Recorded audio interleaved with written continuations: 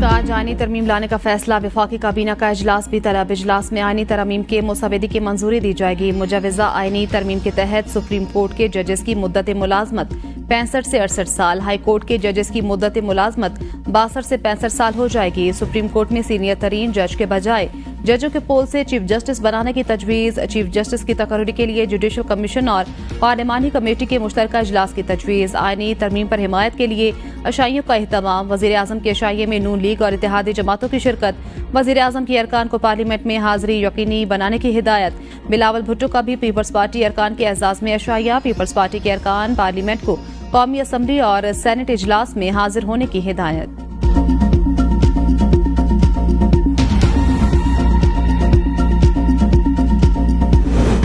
आईनी तरमीम से कबल जोड़ तोड़ की सियासत अरूज पर। 8 अरकान की हिमायत हासिल करने के लिए मौलाना फजल रहमान सबकी तवज्जो का मरकज बन गए।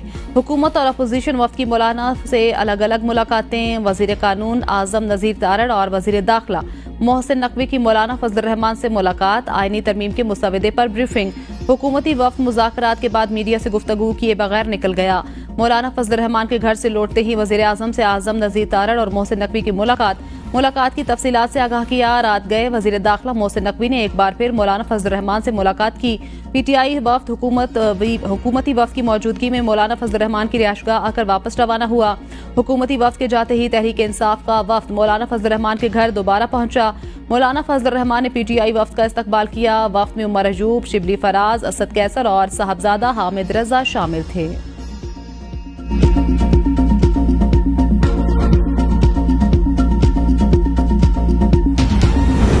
आईनी तरमीम के लिए कौमी असम्बली में हुकूमत को 2/3 अक्सरियत दरकार। 336 मेंबरान में से 224 अरकान की हिमायत जरूरी। हुकूमत के पास 214 अरकान। मुस्लिम लीग नून के अरकान की तादाद 111।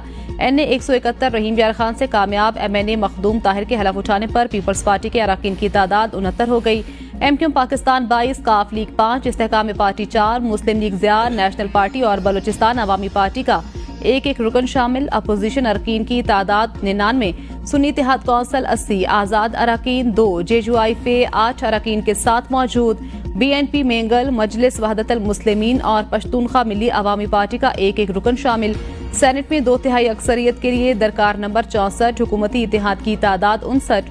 पीपल्स पार्टी के अरकान की तादाद 24। मुस्लिम लीग नून 19। BAP 4। MQM और ANP के 3 अरकान। PTI के सेनेटर्स की तादाद 17। हामिद खान सुन्नी इत्तेहाद कौंसिल के मेंबर। मुस्लिम लीग काफ और नेशनल पार्टी का एक रुकन। आज़ाद अरकान की तादाद 5 है। काबीना इजलास में आईनी तरमीम का मुसवदा पेश किया जाएगा। बैरिस्टर अकील मलिक की तस्दीक। कहते हैं आईनी तरमीम के लिए हमारे नंबर्स पूरे। मौलाना हमारे साथ हैं, इसकी ना तस्दीक और ना तरदीद कर सकता हूँ। मुख्तसर फैसले के बाद वजाहती फैसले ने मजीद उबहम पैदा कर दिया है। मैं अब भी इस बात पर कायम हूँ 41 अरकान आज़ाद हैं। कोई शख्स सर्टिफिकेट जमा कराने के बाद अदालत के जरिए तब्दील नहीं करा सकता। सुप्रीम कोर्ट की इलेक्शन कमीशन को मखसूस नशिस्तों के फैसले पर फौरी अमल दरामद की हिदायत। पार्टी सर्टिफिकेट जमा कराने वाले PTI के कामयाब अरकान, उन्हें कौमी असम्बली और सूबाई असम्बलियों में PTI पार्लिमानी पार्टी का हिस्सा समझा जाएगा। इलेक्शन कमीशन का तहरीक इंसाफ अरकान के सर्टिफिकेट तस्लीम न करना सरासर गलत। इलेक्शन कमीशन की उभाम की दरख्वास्त पर मखसूस नशिस्तों के केस में अक्सरियती फैसला देने वाले 8 जजेस की वजाहत जारी। फैसले में कहा 12 जुलाई के फैसले में कोई उभाम नहीं। इलेक्शन के वक्त डिक्लेरेशन जमा कराने वाला इसी पार्टी का रुकन तस्वुर होगा। बाद में आने वाला कोई एक्ट उनकी हैसियत खत्म नहीं कर सकता। इन अरकान का मामला पास्ट एंड क्लोज ट्रांजैक्शन तस्वुर होगा। ये तमाम अरकान आईनी और कानूनी तकाजों के लिए PTI अरकान ही तस्वुर होंगे। इलेक्शन कमीशन की वजाहत की दरख्वास्त, ताखीरी हरबा और अदालती फैसले पर अमल दरामद में रुकावट। मखसूस नशिस्तों के फैसले पर अमल दरामद न करने के संगीन नताइज होंगे। इलेक्शन कमीशन PTI को रजिस्टर्ड सियासी जमात तस्लीम कर चुका। इलेक्शन कमीशन वजाहत के नाम पर पोजीशन तब्दील नहीं कर सकता। इलेक्शन कमीशन ने खुद बैरिस्टर गोहर को पार्टी चेयरमैन तस्लीम किया। इलेक्शन कमीशन ने दरख्वास्त में कंफ्यूजन पैदा करने की कोशिश की।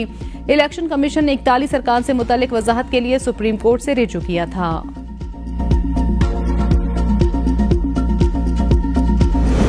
ये तासुर दुरुस्त नहीं। इलेक्शन कमीशन ने बैरिस्टर गोहर को चेयरमैन PTI तस्लीम किया। इलेक्शन कमीशन का सुप्रीम कोर्ट के फैसले पर रद्द-ए-अमल। ज़राए इलेक्शन कमीशन के मुताबिक PTI के इंट्रा पार्टी इलेक्शन का मामला अभी तक इलेक्शन कमीशन में ज़ेरे गौर। कोई हतमी फैसला नहीं किया गया। इलेक्शन कमीशन ने हमेशा मामले को जल्द निपटाने की कोशिश की।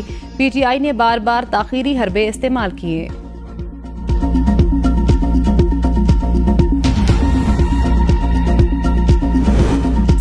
फैसले के बाद ऐवान में नंबरों का खेल खत्म हो गया। आर्टिकल 63 अरकान पर लागू होगा। बैरिस्टर अली जफर कहते हैं, कौमी असम्बली में पीटीआई पार्लिमानी लीडर ने अरकान को वोट ना देने की हिदायत की है। पार्लिमानी लीडर अपने अरकान को कहे वोट नहीं देना तो वोट गिनती में नहीं आएगा। जब वोट गिने ही नहीं जाएंगे तो फिर 2/3 अक्सरियत नहीं मिलेगी। शिबली फराज ने कहा, सुप्रीम कोर्ट फैसले में वाज़ेह कहा गया इलेक्शन कमीशन वक्त ज़ाया कर रहा है। सुप्रीम कोर्ट ने इलेक्शन कमीशन पर चार्जशीट भी लगाई। रहीम यार खान में इंतखाब हुआ और आज सुबह भी उनको नोटिफाई कर दिया गया। इलेक्शन कमीशन साफ और शफाफ इंतखाबात कराने में बुरी तरह नाकाम हुआ।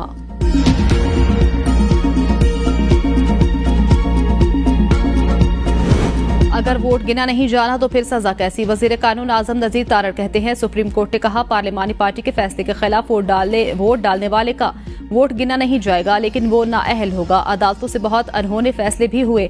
माहिर कानून फारूक एच नाइक कहते हैं, आर्टिकल 63 वाज़ेह है। अगर कोई रुकन पार्लिमानी पार्टी के फैसले के बरक्स वोट देगा तो वो नाअहल होगा, लेकिन उसका वोट गिना जाएगा। सुप्रीम कोर्ट ने पंजाब हुकूमत के केस में आइन रीराइट किया। ये इख्तियार पार्लियामेंट का है, वो आइन और कानून बनाए।